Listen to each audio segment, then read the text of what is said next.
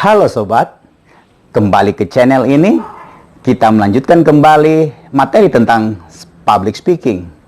Dan kali ini kita akan membahas tentang pengertian dari komunikasi, tujuan-tujuannya, serta elemen-elemen komunikasi.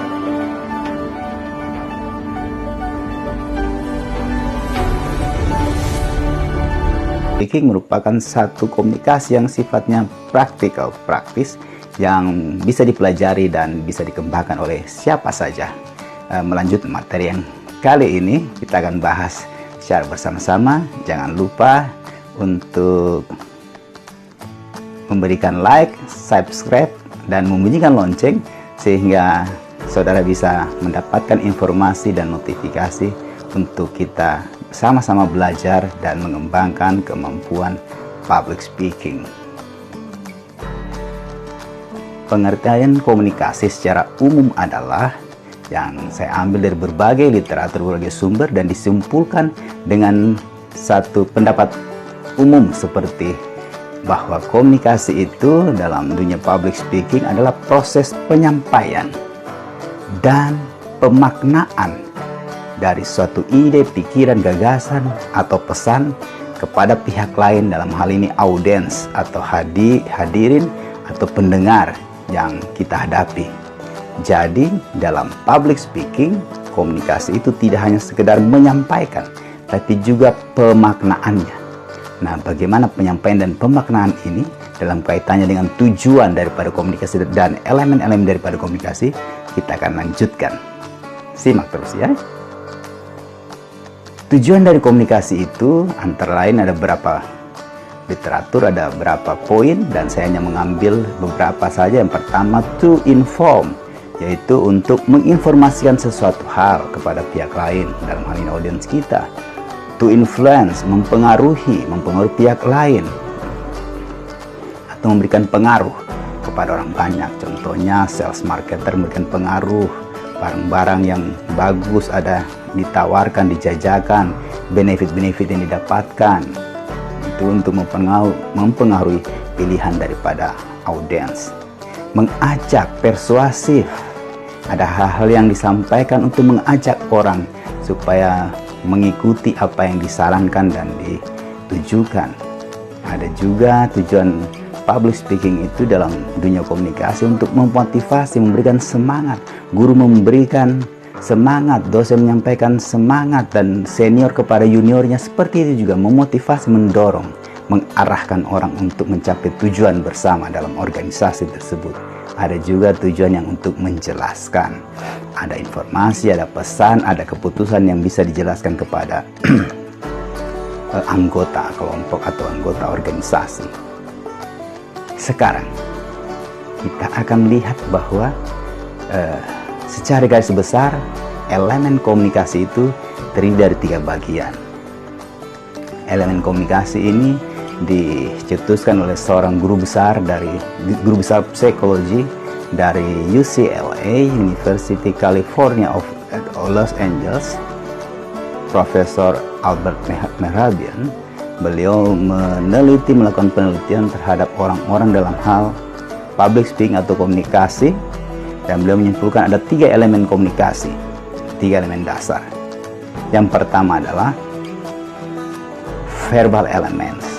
Verbal elements itu seperti teks naskah, susunan kalimatnya, ceritanya, sinopsisnya, atau skenario, konsep berupa bahasa tulisan. Ini bagian dari verbal elements. Yang kedua adalah vokal. Vokal elemen seperti intonasi, lagu suara, artikulasi, speed, kecepatan berbicara, volume. Itu bagian dari vokal elements. Dan yang berikut elemen tentang visual elements. Apa itu visual elements? Nah, seperti kontak mata, ekspresi wajah. Kira-kira mana yang lebih dominan berpengaruh? Semuanya penting. Verbal, vokal, dan visual elemen semuanya penting. ibarat elemen dalam sebuah perangkat, semuanya penting, semuanya harus ada. Tapi di manakah atau yang manakah kira-kira yang lebih dominan dalam satu public speaking? Ternyata dari ketiga elemen ini, hasil penelitian dari Profesor Albert Mehrabian tadi, dari ketiga elemen ini yang lebih dominan dalam public speaking atau dalam dunia komunikasi adalah berikut. Yes, verbal elements mempengaruhi kepada audiens sebesar 7%. Vocal elements berpengaruh sebesar 38%. Sedangkan visual elements 55% dominan berpengaruh ketika kita berbicara kepada orang banyak, ketika kita melakukan komunikasi dari komunikator kepada komunikan. Visual elements mempengaruhi sebesar 55%. Maksudnya gimana, Bung? Seperti ini, saudara. Verbal elements seperti kita sebutkan tadi, seperti teks, naskah pidato, naskah sambutan, laporan panitia, itu verbal elements. Vokalnya yaitu cara kita menyampaikan dengan intonasi, dengan irama kata, dengan speed, kecepatannya, atau volume suara. Kecepatan, volume suara itu semua tergantung juga dari forumnya. Ingat pada materi pertama kita bicara tentang forum yang sifatnya non-formal, semi-formal, dan formal. Elemen komunikasi dengan dominan berpengaruh dari visual elements tadi, sejalan dengan penelitian Munzer tentang daya tangkap panca indera. Mari kita lihat bersama. Ternyata daya tangkap panca indera kita tentu ada 5 ya. Yang pertama, ternyata panca indera perasa kita, lidah kita, daya tangkapnya sebesar 1% untuk satu tes tertentu. Yang kedua, peraba kulit misalnya 1,5% daya tangkap akan sesuatu. Dingin ya, itu peraba. Panas ya, itu indera peraba. Perasa taste, iya betul panas ketika dimasukkan sendok ke lidah, 1%. Yang ketiga, indera penciuman, hidung, smelling. Ternyata berpengaruh, daya tangkapnya 2,5%. Indera penciuman kita. Yang keempat, indera pendengaran, hearing, telinga kita, sebesar 11% dalam komunikasi, dalam public speaking. Contoh paling sederhana dalam kelas, daya tangkap pendengaran kita 11% terhadap materi atau penyampaian dari guru atau dosen kita atau dari atasan kita. Tapi indera penglihatan, indera mata kita dominan, daya tangkapnya 84. Panca indera kita, daya tangkap yang terbesar ternyata dari indera penglihatan, sight. Contohnya seperti ini. Ketika guru, dosen, atau atasan memberikan penyampaian atau memberikan penjelasan di depan, ketika dia hanya bicara-bicara saja, daya tangkap panca indera kita tidak maksimal dibanding kalau dia menyampaikan dengan slide, atau dengan gambar, atau dengan tulisan di papan, di whiteboard, atau di slide. Karena daya tangkap penglihatan kita memberikan masukan kepada otak kita untuk bekerja menganalisa dari apa yang kita lihat di papan atau dari catatan tulisan di depan.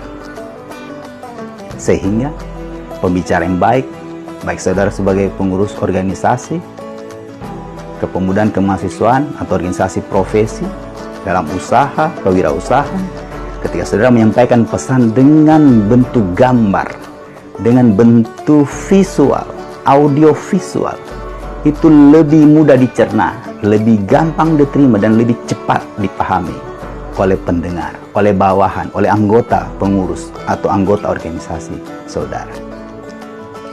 Karena daya tangkap panca indera kita dominan indera penglihatan. Jadi saudara, dalam public speaking, dalam dunia komunikasi, bahasa tubuh, gestur, postur, sikap berdiri, kontak mata, eyes contact, dominan mempengaruhi dan lebih mempertegas pemaknaan apa yang kita sampaikan kepada audiens. Teks penting, naskah penting, skenario penting, makalah penting, skripsi penting, atau bahan karya ilmiah kita penting. Tapi cara membawakannya, cara membacanya dengan intonasi penuh antusias, dengan speed yang tepat, kecepatannya, dan volume yang tepat sesuai dengan besarnya forum atau skala forum atau jenis forumnya. Apakah formalkah, non formalkah, atau dia semi formal? Tentu berbeda speed maupun volume. Mulai kali ini kita lebih mengeksplor lagi public speaking dalam dunia komunikasi kita dalam hal visual elements, sehingga kita lebih mengeksplorasi lagi bahwa kita menjadi pembicara yang baik juga menarik. Demikian materi yang dapat saya sampaikan kepada sobat semua, dan semoga bermanfaat. Sampai jumpa di puncak prestasi. Salam inspirasi.